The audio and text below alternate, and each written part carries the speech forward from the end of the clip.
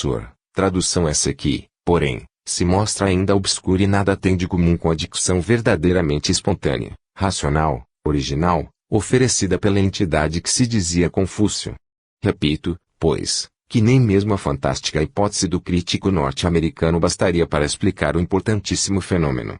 Decorre daí que tal incidente, considerado em combinação com outro do espírito comunicante haver falado a língua chinesa na ausência de qualquer pessoa conhecedora desse idioma, leva à conclusão de que, para explicar-se a gênese de tão perturbadoras manifestações, forçoso será admitir-se a real intervenção de uma entidade espiritual de defunto, que, em vida, haja conhecido a língua chinesa e a poesia de Confúcio.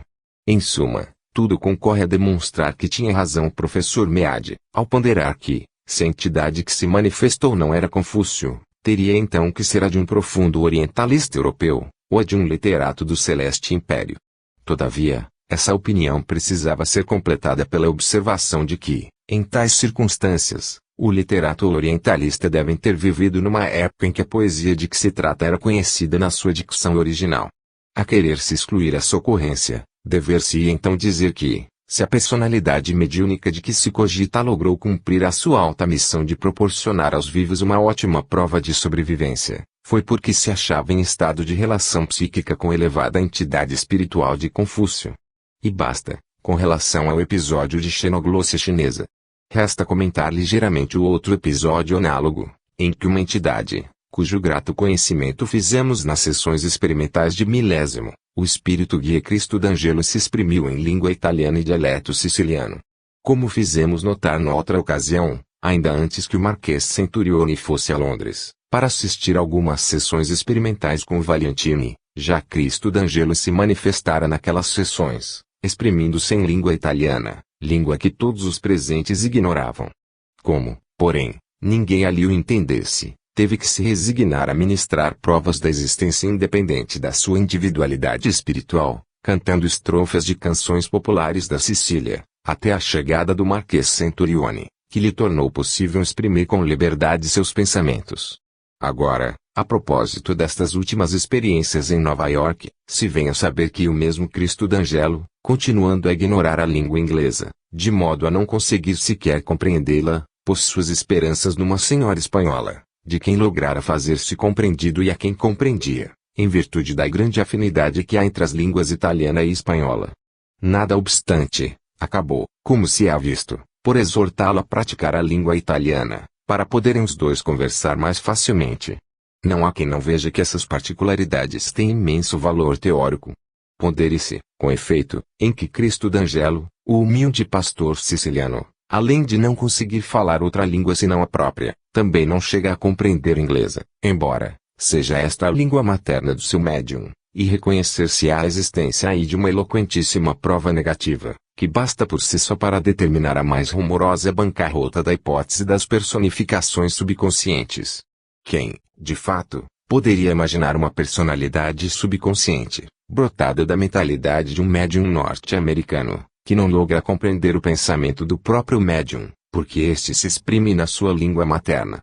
E, inversamente, quem poderia imaginar que um médium não chegue a compreender o pensamento da própria personalidade subconsciente exteriorizada, porque esta se exprime numa língua estrangeira, que ele não conhece?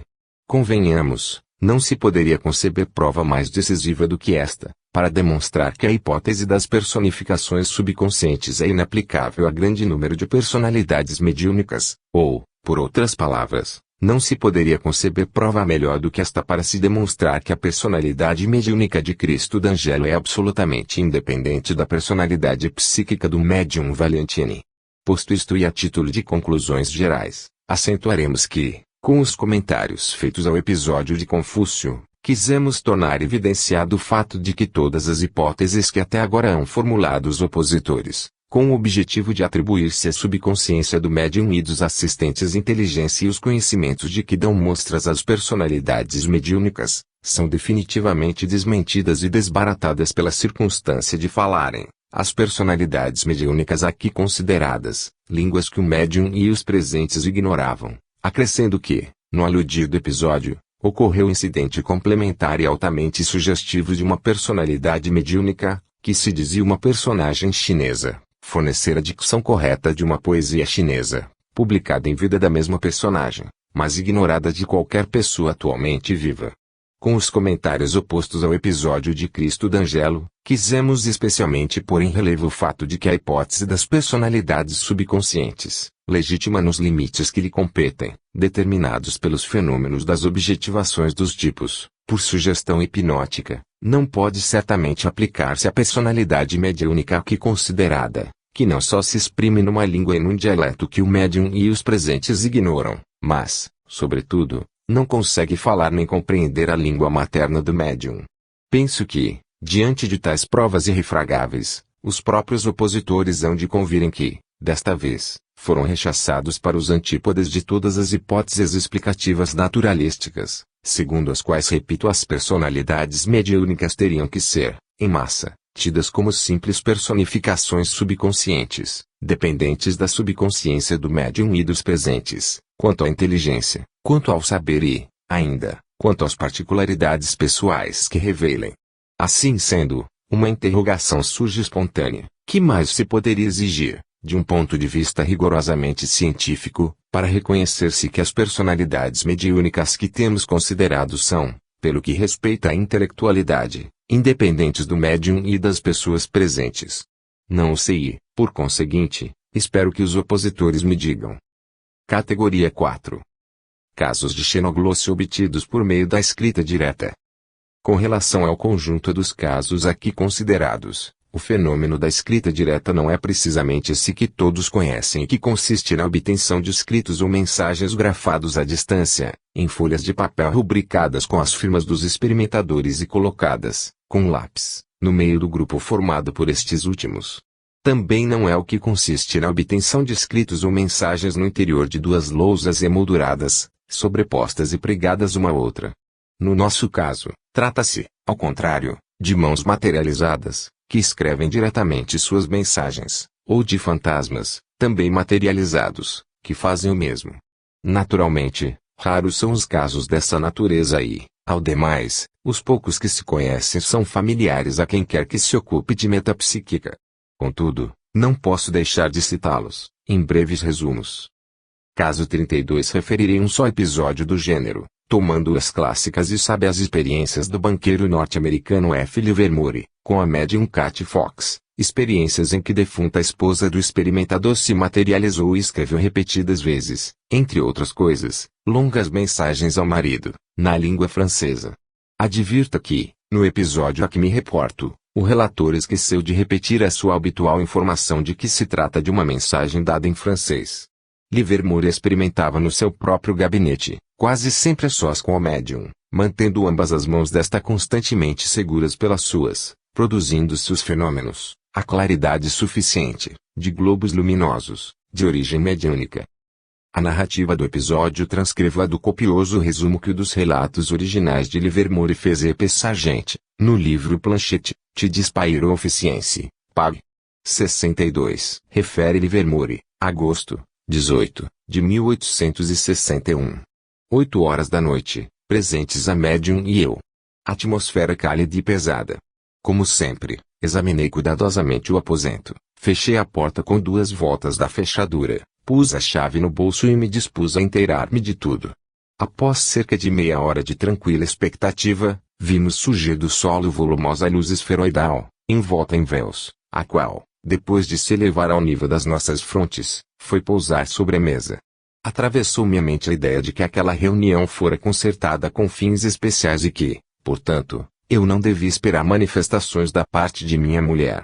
Mal me acudir ao cérebro esse pensamento, vi a luz elevar-se, tornar-se brilhante, ao mesmo tempo em que diante de mim aparecia uma cabeça coberta por uma coifa branca, ornada, em volta, de fitas e rendas.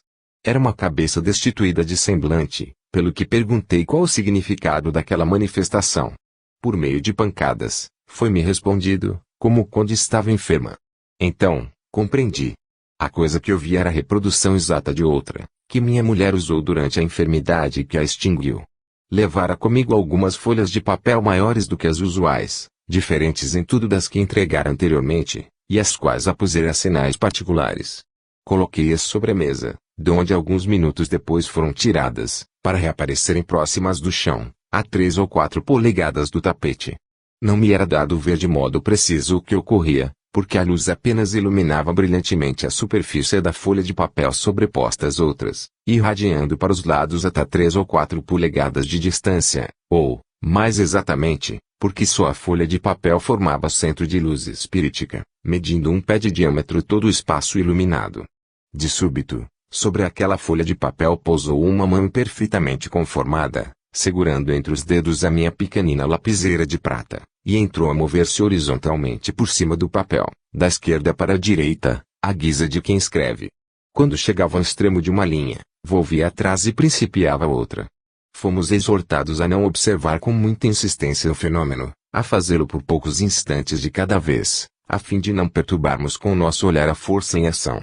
Como o fenômeno durou quase 1 hora, essa advertência não obstou às nossas observações. Apenas, durante curto tempo, a mão que escrevia se mostrou normalmente conformada, reduzindo-se depois a uma amálgama de substância escura, de proporções menores do que as de uma mão comum. Continuava, todavia, a dirigir o lápis e, quando chegou à borda inferior da folha de papel, virou e prosseguiu, escrevendo do outro lado, a partir do alto. Terminada a manifestação, as folhas que eu fornecera, por mim assinaladas, me foram entregues, cobertas, dos 2 lados, de finíssima caligrafia. Parece claro que, nas circunstâncias descritas, não havia possibilidade de engano, desde que se atente em que as minhas estavam presas às 2 mãos da médium, em que a porta fora fechada à chave, achando-se esta no meu bolso, e que eu tomara previamente todas as possíveis medidas de precaução.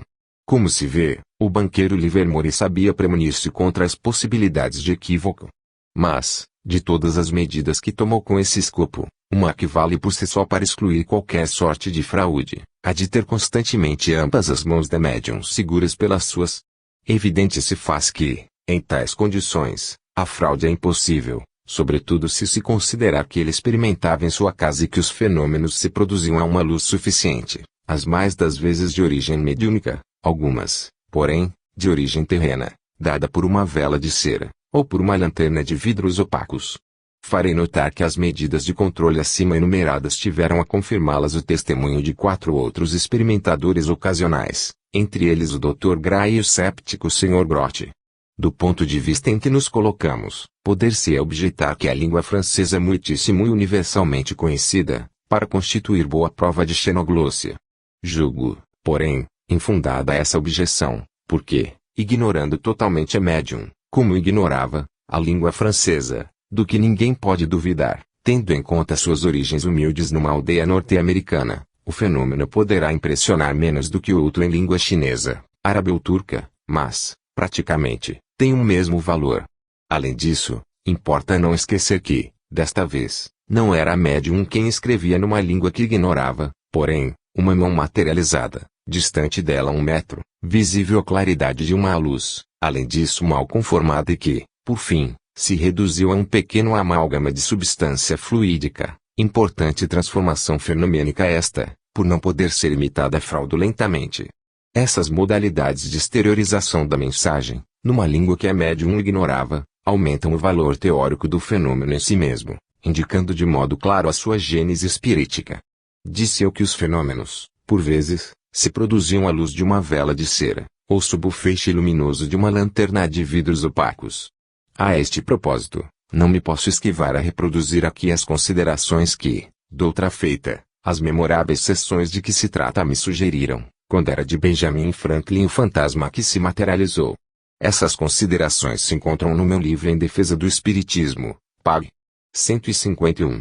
Manifestei-me então assim: cumpre assinalar o fato altamente sugestivo de o espírito de Franklin, após haver conseguido fazer-se visível à luz de uma vela de cera, o que quer dizer, a uma luz terrena, tão prejudicial às formas materializadas, ainda transmitir a seguinte mensagem: caros filhos, depois desta outra prova, poderá o mundo ainda duvidar? É para convencê-lo que trabalhamos tanto. Em seguida, após ter permitido que o feixe luminoso de uma lanterna opaca lhe caísse em cheio sobre a figura, desintegrando-a e dissolvendo-a rapidamente, ditou esta em outra mensagem: também isto, meu filho, é a benefício da humanidade. Com esse objetivo é que a isto me presto e trabalho. Que melancólicas reflexões estas nobres palavras suscitam.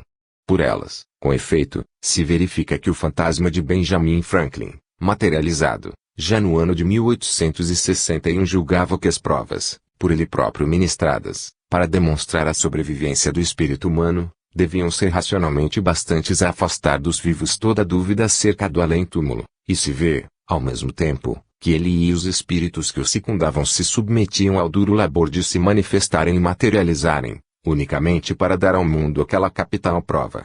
Não há negar que toda a série das experiências em apreço, efetuadas durante 5 anos, deveriam racionalmente bastar a fornecer a prova da sobrevivência do espírito humano. Mas, ao contrário, transcorridos 65 anos da época de tão memoráveis experiências, não só o mundo ainda não está convencido, como, no círculo mesmo dos que pesquisam as manifestações metapsíquicas, mais do que nunca, se continua a discutir a esse respeito, não obstante o imponente acervo que se formou de outros fatos tão maravilhosos, quanto os que a personalidade espiritual de Benjamin Franklin produziu. Tem-se, portanto, de reconhecer que ele se fiou demais nas faculdades racionais do homem, não levando em consideração que essas faculdades não raros se entenebrecem, com a caligem dos preconceitos, assim como, de modo especial, com o misoneísmo inerente aos homens de ciência, misoneísmo que os dispõe sempre a acolher qualquer hipótese gratuita e absurda, que se lhes harmonize com os preconceitos, e a repelir cegamente uma verdade manifesta e indubitável, desde que vá de encontro àqueles mesmos preconceitos. Benjamin Franklin também não levou em conta que a chamada credulidade dos incrédulos é muitíssimo mais cega e tenaz do que a credulidade das almas simples, de tal maneira que, para combater e vencer, não bastam os fatos, não bastam os processos científicos da análise comparada, aplicados a grande número de fatos, não basta a admirável convergência de todas as provas, no sentido da interpretação espiritualista dos ditos fatos. Que é mais, então, que reclamam? Isto, a obra do tempo, que só ele pode ser e é capaz de lhes dominar a resistência. Demonstra por 1000 formas a história dramática de todos os precursores. Dentro de um século, a humanidade civilizada reconhecerá, sem mais a discutir, a grande verdade, que tantas amarguras ainda custa aos que a propugnam. Caso 33. No episódio que se segue, a mão materializada escreveu uma mensagem em grego antigo, língua que o médium, que era Slade, ignorava. Tomo é uma monografia de Gabriel Delany, publicada na Revue Scientifique et Morale du Spiritisme, 1910, pag. 2. O experimentador e narrador foi o conhecido diplomata norte-americano Robert Dalloway, autor de 2 obras clássicas sobre os fenômenos mediúnicos. Escreveu ele, segunda-feira, 9 de fevereiro de 1874, às 7h30 da noite, fui ter com o médium Slade, Fourth Avenue, 413, em Nova York, e o encontrei só. Realizamos uma sessão de que eu lembrarei por toda a vida. Efetuamo-la numa saleta, com as portas fechadas à chave, sendo eu o único assistente. Um bico de gás suspenso sobre a mesa tornava nitidamente visíveis todos os objetos que havia no aposento. A mesa, junto à qual nos sentamos, media 5 pés de comprimento e 2,5 de largura. Slade ocupou uma das cabeceiras, ficando de um dos lados. As mãos do médium se conservaram sobre a mesa, durante toda a sessão. Prossegue o relator, informando que, a conselho de Slade, ele pôs sobre os próprios joelhos uma lousa por cima da qual colocou uma folha de papel, depois de tê-la examinado atentamente, aproximando-a da chama do gás.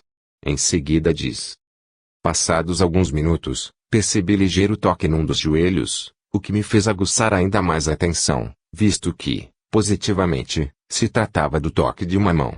E eis que surge uma mão, trazendo entre os dedos o lápis que eu depusera sobre a mesa. Avançou lentamente por sobre os meus joelhos e elevou-se para cima da lousa. Era a mão de mulher, mas parecia feita de mármore estatuário, tendo os dedos delicadamente afilados e modelados. Apresentava-se destacada, terminando, à altura do pulso, por uma nuvenzinha fluídica. Começou a escrever da metade da folha e continuou sob as minhas vistas, por 2 ou 3 minutos. Quando chegou ao fim da página, parou e deslizou suavemente para debaixo da mesa, levando consigo o lápis. 5 minutos transcorreram sem que fenômeno algum se produzisse.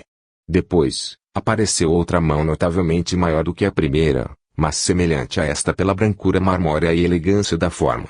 Aproximou-se da folha de papel e começou a escrever na parte superior, levando a fazê-lo tanto tempo quanto a precedente. Em seguida, por sua vez, desapareceu debaixo da mesa. Tive ensejo de contemplá-la muito melhor do que a primeira, por isso que escreveu fora da sombra do móvel, o que quer dizer a plena luz do gás. Quando me foi possível examinar aqueles 12 escritos, cujo traçado eu observara à medida que se ia desenvolvendo, verifiquei que a primeira mensagem estava assinada pela defunta mulher de Slade e fora escrita em inglês. A segunda, grafada na parte superior da folha de papel, tinha o título seguinte, em inglês, Lei de Amor, S. Mateus, 43-45, mas fora escrita em grego antigo. Os meus conhecimentos da língua grega, já muito rudimentares quando deixei o colégio, se haviam restringido ainda mais, após meio século de completo abandono, de maneira que só com grande esforço mnemônico logrei compreender uma ou outra palavra isolada. Dirigi-me a 2 dos melhores grecistas da Universidade de Harvard e fui informado de que se tratava, realmente, salvo alguns acentos e algumas vírgulas, de um grego corretíssimo, em que eram citados 3 versículos do Evangelho de São Mateus, versículos cuja tradução reproduzo. 43. Ouvistes que foi dito, ama o teu próximo e odeia o teu inimigo. 44. Mas, eu vos digo, amai os vossos inimigos, bendizei dos que vos maldizem, fazei o bem aos que vos odeiam, e orai pelos que vos fazem mal e vos perseguem. 45. A fim de que sejais filhinhos de vosso Pai, que está nos céus e que faz se levante o sol sobre os bons e sobre os maus e que chova sobre os justos e sobre os injustos. Esta é a verdadeira lei do amor. Conclui Dalio o seu relato por estas palavras, não faço comentários. Apenas lembrarei aos leitores que a sessão se realizou em plena luz, que, do princípio ao fim da mesma sessão, a folha de papel esteve em meu poder e que ainda conservo, que, por demonstrar a autenticidade dos fatos, posso aduzir o testemunho de 2 sentidos, o do tato e o da vista, sendo deste último verdadeiramente decisivo. Ante a personalidade eminente do relator e as condições de luz em que os fenômenos se desdobraram, não vem, com efeito, ao caso perder tempo em discutir a autenticidade dos fatos.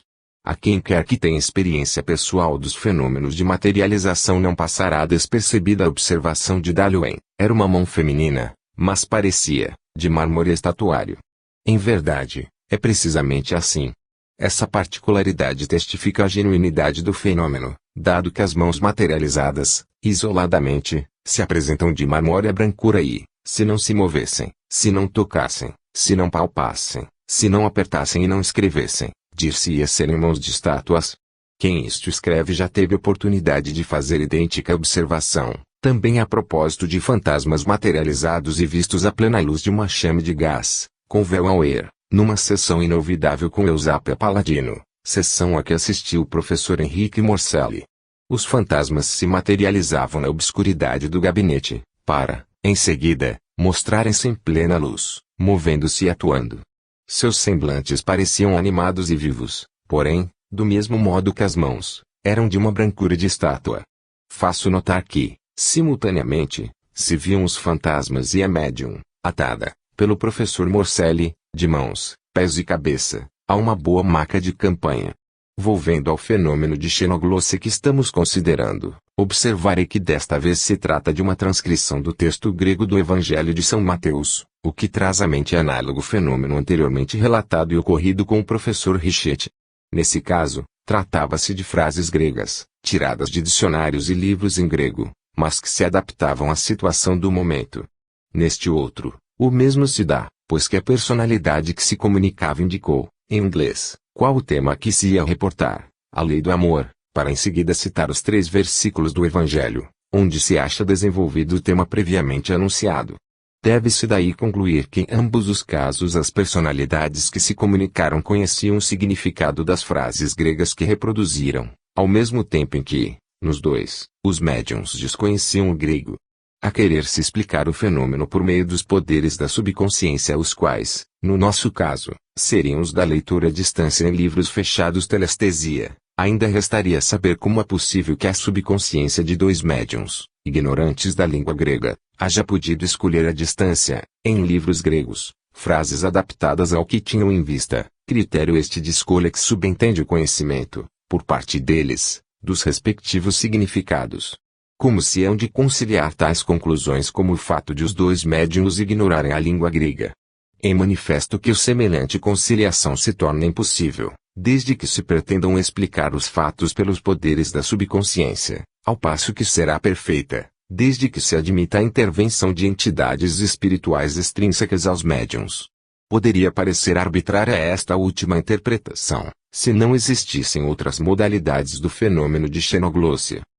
Como, porém, existem em grande número fenômenos desse gênero, exclusivamente interpretáveis por meio da hipótese espirítica, segue-se que nada tem de arbitrária a sua aplicação aos casos aqui considerados, que, ao contrário, ela constitui uma interpretação sintética do conjunto dos fatos. Caso 34. A propósito do caso de que passo a tratar, devo, mais do que nunca, recordar o que disse na introdução desta monografia, relativamente ao embaraço em que me achei para ordenar a presente classificação, embaraço esse derivante da circunstância de que bom número de casos clássicos de xenoglossia são familiares a quem é versado em metapsíquica. Entretanto, não me era possível deixar de considerá-los nesta primeira classificação dos fenômenos de tal natureza. Assim sendo, os muitos leitores que já conheçam o caso do fantasma materializado de Nepenthes, ocorrido com a mediunidade de Elizabeth Esperance, não terão mais que saltar as poucas páginas em que ele é aqui reproduzido. Já o tendo citado, por minha conta, 2 vezes, noutros trabalhos meus, só me resta transcrever, neste passo, o relato que dele fiz no livro Em Defesa do Espiritismo, aditando-lhe novos comentários. A página 153 do livro citado, exprimi-me nestes termos, prosseguindo em nossa exposição dos casos notáveis de fantasmas materializados. Ponderarei que o terceiro episódio clássico do gênero é o da Celestial Nepenthes, fantasma que se apresentou durante uma série especial de experiências com a mediunidade de Mrs. Esperance. Foi então que se produziu um famoso incidente, teoricamente importantíssimo, o do fantasma que afirmava ter vivido na época heróica da Grécia Antiga, escrever, de próprio punho, uma mensagem em grego antigo, no canhão de um dos experimentadores. A circunstância de todos os presentes ignorarem a língua grega antiga aumenta, de muito, o valor teórico desse incidente. Todos conhecem as origens dessas sessões célebres. Um grupo de experimentadores noruegueses, entre os quais havia professores de universidades, médicos, literatos, magistrados e pastores luteranos, com o fito de determinarem até que ponto as condições de preparo físico dos experimentadores influem favoravelmente sobre a produção dos fenômenos, deliberaram abster-se por 6 meses de toda a bebida alcoólica, do fumo, de drogas, para, ao cabo do 3º mês, realizarem uma série de 12 sessões, às quais não seriam admitidas pessoas estranhas, comprometendo-se os que haviam de a elas assistir a comparecer ininterruptamente. No grupo, que se compunha de uma 30 de pessoas, os 2 sexos se achavam representados em partes iguais. Encerrada a série das sessões, alguns dos experimentadores relataram em opúsculos e livros o que nelas ocorrera. Tudo quanto aqui exponho tiro do Diário da Baronesa Peyron, Lid, 1907, pág. 439, e das longas citações que, numa conferência, Mrs. Esperance fez do livro, Harper e Loften, publicado por um magistrado que participara do grupo. No relato norueguês, o autor cita, com prévia autorização, os nomes de quase todos os que assistiram às experiências. Contudo, Mrs. Esperance não se julgou autorizada a fazer o mesmo numa conferência, Lid, 1903, pags. 559 a 571. Pelo Diário da Baronesa Peyron se verifica que o iniciador das sessões foi o Dr. von Berten, conhecido cultor das pesquisas psíquicas, e, da conferência de Mrs. Esperance, se vê que para dirigi-las foi proposto o ajuste de que as sessões se realizaram na casa do professor R. A forma materializada de Nepenthes foi das primeiras a manifestar-se e continuou a fazê-lo em quase todas as sessões. Era uma forma de mulher belíssima, mostrava-se, a claridade de uma luz, simultaneamente aos experimentadores e a médium, que se conservava desperta e fora do gabinete, entre aqueles, materializava-se em meio do círculo e se submetia a todos os desejos dos presentes, ora prestando-se a ser fotografada, ora a escrever no canhão de algum dos assistentes, ora a fornecer o modelo da própria mão, imergindo em parafina líquida. Este último episódio se acha assim descrito no livro Harper e Loften, Imensa e ansiosa era a expectativa. Conseguirá? Não conseguirá? Em tal estado nos achávamos, que a médium o percebeu e recomendou: não me falem, tenho que estar quieta, procurem todos se manter calmos e tranquilos. Por alguns minutos mais, na obscuridade das cortinas, continuou um leve rumor da mão que mergulhava no líquido e dele emergia, enquanto nós outros víamos claramente a forma branca do fantasma, curvada sobre o recipiente. Por fim, Nepenthes se ergueu, encaminhou-se para onde estávamos. E olhou em derredor, até descobrir R que se achava sentado, semi-oculto, por trás de outro espectador. Dirigiu-se a ele, suspensa no ar, e lhe entregou um objeto.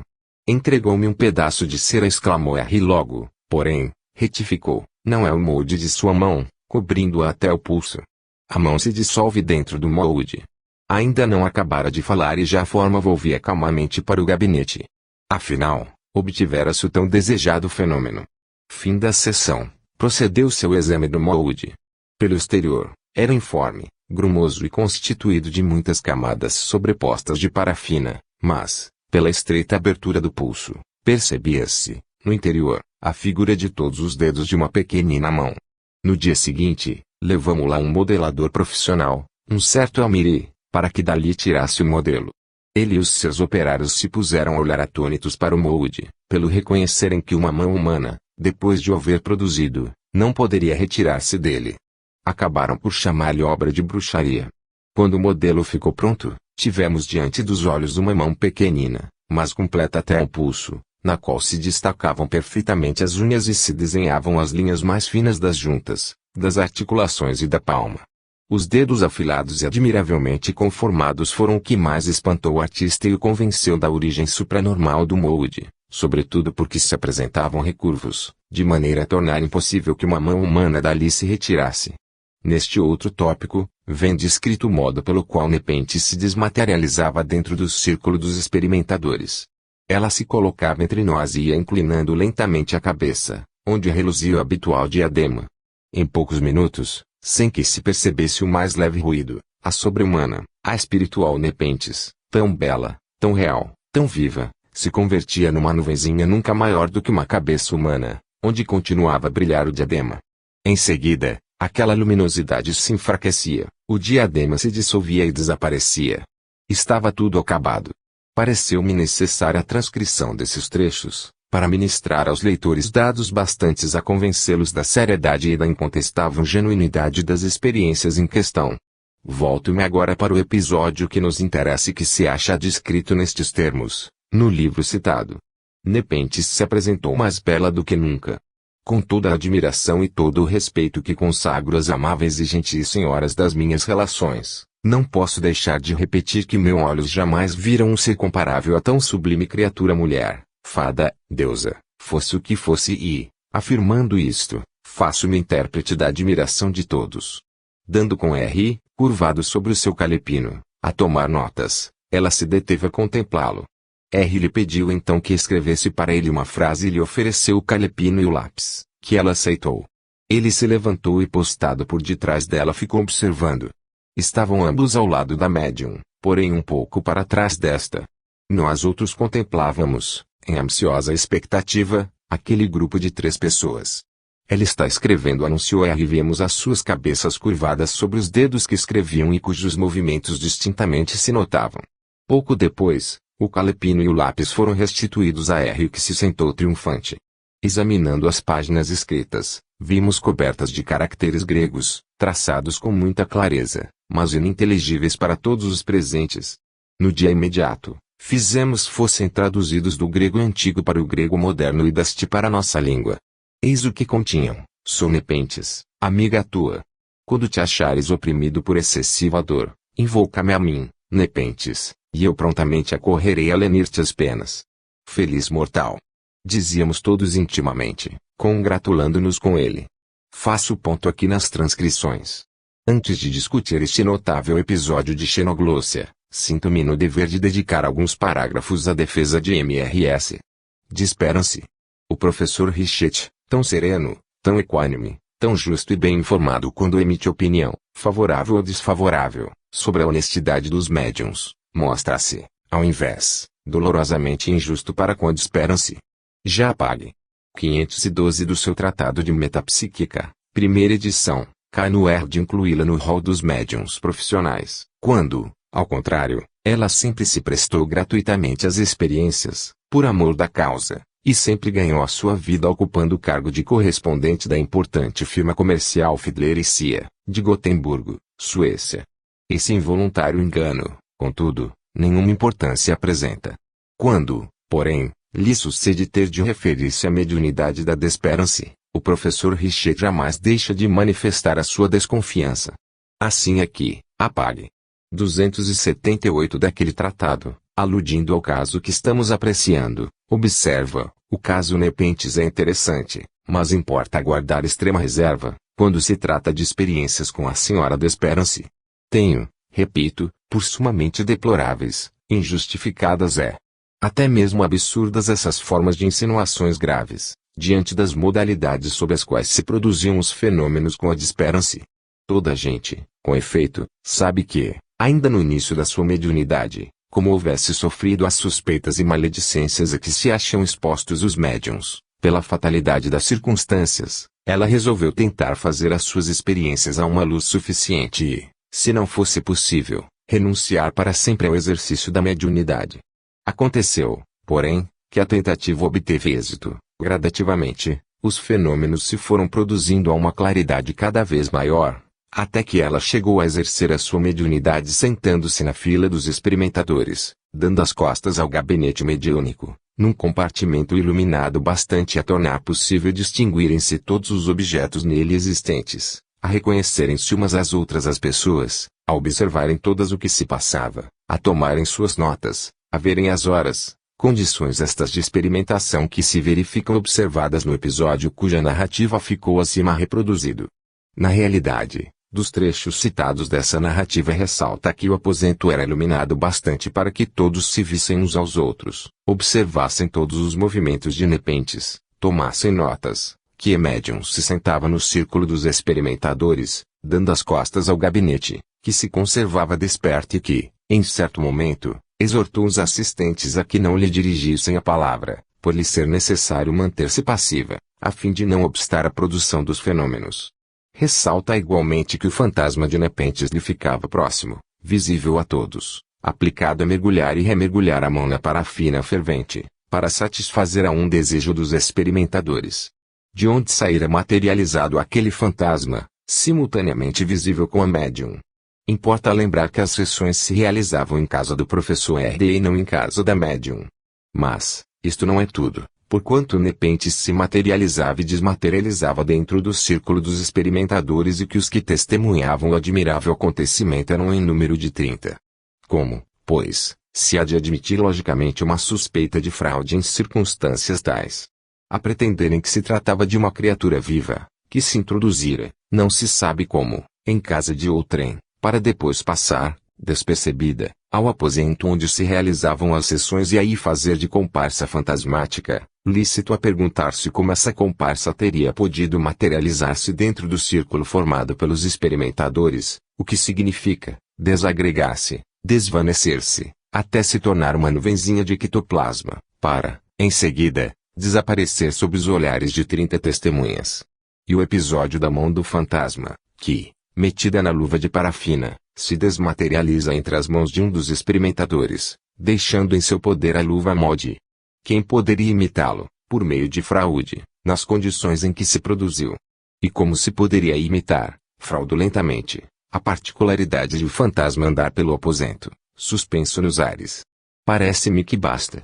É incontestável que o caso complexo e maravilhoso do fantasma materializado de Nepenthes, em o qual nenhuma das diversas modalidades que lhe caracterizam a efetivação se poderia imitar, por quaisquer meios fraudulentos, deve considerar-se como obtido em condições de experimentação verdadeiramente ideais, do ponto de vista científico.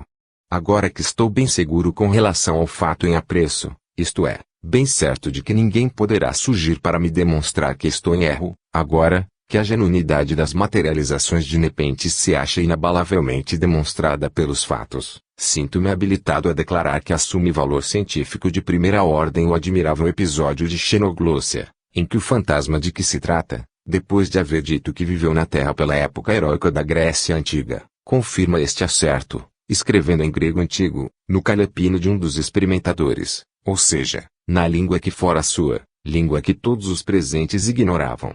Ele demonstra, de modo incontestável e definitivo, que a intervenção das entidades espirituais dos falecidos, nas experiências mediúnicas, é fato experimentalmente comprovado. Essa grande verdade já eu disse ainda levará muito tempo para se impor ao mundo.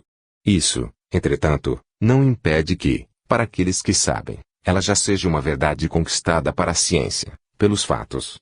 Se houver quem assim precisamente não pense, convido-o a declarar de público com que hipótese naturalística julga se chega a interpretar o caso de Nepenthes. Caso 35 também é muito conhecido. Este último caso da presente classificação já foi por mim citado no meu livro, Em Defesa do Espiritismo.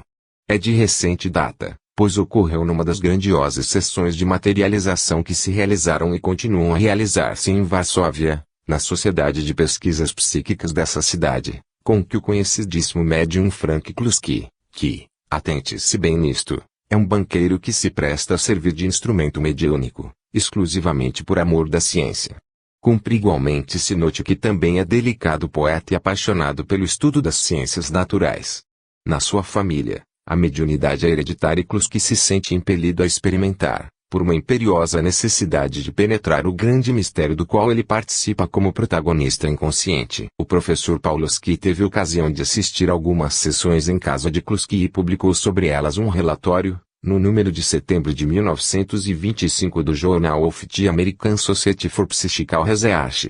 Sob diversos pontos de vista, esse relatório se revela extraordinariamente interessante. Devo, porém, limitar-me a transcrever apenas alguns de seus trechos, os que se referem ao tema aqui em apreço.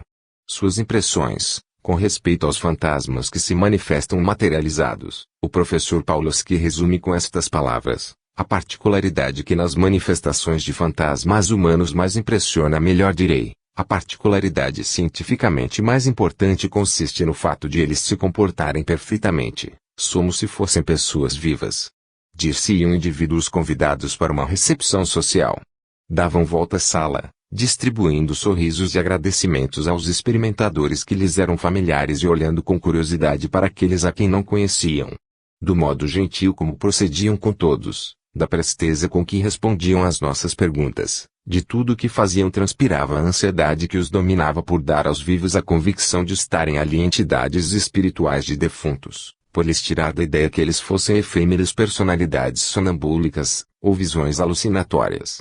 Os fantasmas que se materializam são pessoas defuntas que pertenceram a todas as nacionalidades e que as mais das vezes falam as suas línguas terrenas. Todavia, se os presentes os interrogam numa língua diferente dessas, quase sempre em polonês, eles os compreendem perfeitamente bem. Parece que possuem a faculdade de ler os pensamentos na mentalidade dos experimentadores, porquanto não é preciso que estes exprimam seus desejos ou formulem suas perguntas, para que obtenham a satisfação daqueles e resposta a estas. Basta pensar alguém no que deseja que o fantasma materializado faça, para que este execute o que foi pensado, ou não execute, respondendo, no segundo caso, com uma recusa.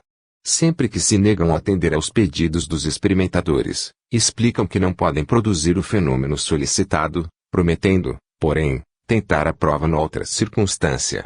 Nem todos os fantasmas materializados se apresentam em condições de falar. Comunicam-se, quando não o podem fazer pela palavra, por meio de batimentos, processo, aliás, lento e tedioso. Quando falam, suas vozes ressoam com bastante clareza e com timbre normal. Dir-se-ia, porém, que soam como um murmúrio forte. Observando-se-lhes, ao falarem, a expressão vivaz das fisionomias, fica-se convencido da individualidade deles. Certa vez, em que se materializou a personalidade de um turco, familiar aos outros experimentadores, pude ler-lhe claramente no semblante os sentimentos que o animavam, desde que notou no meu a expressão da jubilosa surpresa em mim produzida pela sua aparição. Veio ter comigo e, inclinando-se, me saudou em turco, por estas palavras: Choquiajabistã. Vendo que eu não entendera, repetiu com ênfase a mesma frase, sorrindo amavelmente. Nós poloneses nutrimos grande simpatia pela nação turca, de sorte que, nada havendo percebido das suas palavras, respondi exclamando: Viva a Turquia! Logo reconheci que ele compreendera, pois que me sorriu de novo, Os olhos lhe brilharam de viva alegria e aplaudiu batendo palmas. Fez-me, em seguida, uma grande reverência e retirou-se. A minha cortesia lhe proporcionara um momento de patriótica satisfação. Sem demora, tomei nota, foneticamente, da frase que ele pronunciara e no dia seguinte procurei uma pessoa conhecedora da língua turca, a fim de que me traduzisse, e vim a saber que a frase significava a Viva Polônia. A mais rara e, provavelmente, a mais elevada forma cuja materialização se produziu por intermédio de Kluski, forma que vi 2 vezes, foi a figura solene e completamente luminosa de um ancião. Era de dizer-se um foco de luz. Informou-me ser visitante assíduo do grupo. A luz que de seu corpo se irradia é bastante intensa para lançar claridade sobre todos os experimentadores, bem como sobre os mais distantes objetos do aposento. Os pontos, nele, de maior luminosidade são a região do coração e as palmas das mãos. Nas sessões com Kluski, a mesa mediúnica, por detrás da qual jaz o médium, é colocada num ângulo da sala. Aquele fantasma apareceu no meio desta, a certa distância de nós. Trazia à cabeça um chapéu cônico e vestia longa touga, com amplas e numerosas dobras. Avançou a passo majestoso em direção a nós, formando a sua turma como cauda, que se estendia pelo chão. Desenhou no ar com a mão um grande triângulo e entrou a falar com voz solene e profunda. Deteve-se por uns 10 segundos atrás de mim, estendeu a mão cintilante de luz e continuou a falar. Retirou-se depois para um canto afastado e aí se dissipou. Sua presença produziu na sala tal abundância de ozônio, que ao fim da sessão o ambiente se conservava saturado dele. Tinha a aparência de um homem muito velho, de comprida barba acinzentada. Era gutural e incompreensível para todos nós a língua em que se exprimia, se bem os presentes conhecessem, uns pelos outros, uma dúzia de idiomas. Até agora, ainda se não conseguiu identificar esse fantasma, nem a língua de que se serve. Contudo, no círculo dos experimentadores, é conhecido pela designação de sacerdote assírio, que se casa admiravelmente com o aspecto e o vestuário sob o qual se apresenta. Das portentosas experiências a que me reporto, são estas as partes que de certo modo concernem ao tema que vimos considerando. Por isso mesmo, não será inútil comecemos fazendo notar que há nelas particularidades de exteriorização, impossíveis de conseguir-se por meios fraudulentos. Assim, por exemplo, a dos fantasmas lerem na mente dos experimentadores os pensamentos e responderem antes que estes formulassem verbalmente suas perguntas não poderia, sem dúvida, ser imitada por um comparsa de carne e osso, que se introduzisse no ambiente para se fazer de fantasma. E, desde que esse fato se verificava constantemente, sem distinção de fantasmas, ele por si só bastaria para provar a gênese supranormal dos fenômenos. Além disso, considerando a materialização do sacerdote assírio, que percorria, andando, o círculo dos experimentadores, a falar em tom solene, e estendia a mão cintilante de luz por sobre as suas cabeças, retirando-se depois para um canto da sala, onde misteriosamente desaparecia, observarei haver aí um tal conjunto de particularidades assombrosas, que certamente ninguém lograria produzir com qualquer gênero de fraude. Pelo que respeita ao tema com que me ocupo, assinalo, antes de tudo, que, se, de um lado, os episódios de xenoglossia ocorridos condizem com o título da presente categoria, visto que produzidos por fantasmas materializados, de outro lado, discórdios são desse título, porque não foram obtidos mediante a escrita direta, mas por meio da palavra. Isto digo, unicamente por uma questão técnica na classificação, pois o fato em si mesmo nenhuma importância tem. Quanto ao valor intrínseco dos fenômenos de xenoglossia registrados, cumpre-se atente, antes do mais, na frase do relator, os fantasmas que se materializam são pessoas defuntas que pertenceram a todas as nacionalidades e que as mais das vezes falam as suas línguas terrenas. Daí se pode inferir que foram numerosos os casos de xenoglossia, nessa série de experiências.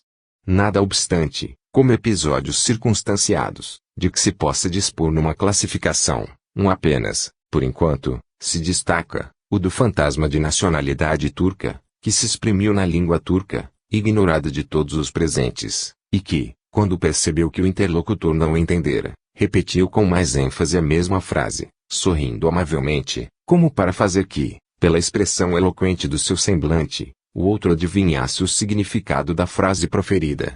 É esta uma particularidade complementar, a que não falta valor sugestivo, pois demonstra a presença real, no local da sessão, de uma personalidade vidente, consciente, inteligente, que se exprimia na própria língua, para melhor provar aos vivos a sua independência espiritual. Isto se harmoniza com o que acentuou o relator, dizendo que, do modo como se comportavam e agiam aqueles fantasmas materializados, transpirava a ansiedade que os dominava por dar aos vivos a convicção de estarem ali entidades espirituais de defuntos, por lhes tirar da ideia que eles fossem efêmeras personalidades sonambúlicas, ou visões alucinatórias. Essas considerações reforçam o valor teórico do fenômeno de xenoglossia, embora fossem poucas as palavras que o fantasma pronunciou. Mas, de um fantasma materializado não se podem esperar conversações extensas, porquanto a força e os fluidos de que dispõem as personalidades espirituais, que se materializam, estas consumem inteiramente na organização fantasmática. Pelo que toca ao outro fantasma, o do sacerdote assírio, ponderarei que, se algum dia os experimentadores se lembrarem de convidar para assistir às sessões um arqueólogo decifrador de escritas cuneiformes, babilônicas e assírias, e desse modo lograrem demonstrar que o fantasma do sacerdote assírio se exprime, com efeito, em linguagem assíria ou babilônica, terão conseguido outra magnífica prova da gênese espirítica dos fenômenos de xenoglossia. Conclusão. Chegado ao termo desta longa classificação, cumpre-me, antes de ir adiante, passar em revista todas as hipóteses que se hão formulado contra a interpretação espiritualística dos fatos, indicando os pontos deste meu trabalho onde cada uma de tais hipóteses foi discutida e refutada. Inútil, além disso, não será que me estenda, ulteriormente, a discutir algumas das hipóteses que, pela sua mais que evidente inverossimilhança e absurdidade, não julguei oportuno confutar a fundo. Disponho-me a fazê-lo aqui, nas conclusões, para evitar a possibilidade de que algum opositor me surja pela frente, lançando-me a pecha de reticencioso. Em primeiro lugar, vem a hipótese da criptomnésia, segundo a qual, da subconsciência emergem conhecimentos adquiridos e depois olvidados e, também, conhecimentos adquiridos inconscientemente. Esta hipótese, de alcance explicativo bastante limitado, se mostra muito aquém da tarefa de explicar os fenômenos de xenoglossia. Nada obstante, o Dr. Walter Prince dela insistentemente se vale nas suas tentativas de explicar naturalisticamente os magníficos episódios de xenoglossia, obtidos por Florizel von Reuter. Utilizou-a ele nas duas formas que comporta, visual e oral. Discuti-as ambas e as refutei, comentando os casos 1, 16 e 21. Lembrarei, a propósito, que as modalidades sob as quais se apresenta a criptomnésia nada têm de comum com as modalidades que a xenoglossia reveste, porquanto a característica desta última é a coerência, dado que as manifestações em língua ignorada consistem sempre em conversações racionais ou em observações atinentes à situação do momento, ao passo que a característica da criptomnésia é a infalível incoerência de frases fragmentárias, que emergem do subconsciente, baldas de relação qualquer com a situação ou a conversação do momento. Em segundo lugar, apresenta-se a hipótese da clarividência telepática, ou telenesia, segundo a qual o médium habilmente extrairia da subconsciência dos presentes e dos ausentes os conhecimentos linguísticos, de que dá prova. Originariamente, esta hipótese foi concebida dentro de limites bem mais modestos, apenas para explicar, de maneira naturalística, os casos em que o médium fornecia ignorados pormenores de ordem privada, relativos a um defunto que se dizia presente. Mas, já de si muito audaz e passavelmente gratuita, ela se refez destituída de senso comum, quando a querem estender aos casos de xenoglossia, porquanto a estrutura orgânica de uma língua se há de aprender laboriosamente nas gramáticas e só quem a estudou pode empregá-la, visto que as regras gramaticais têm que ser aplicadas caso a caso, no ato de falar-se ou escrever-se, não podendo aplicá-las quem não as haja estudado.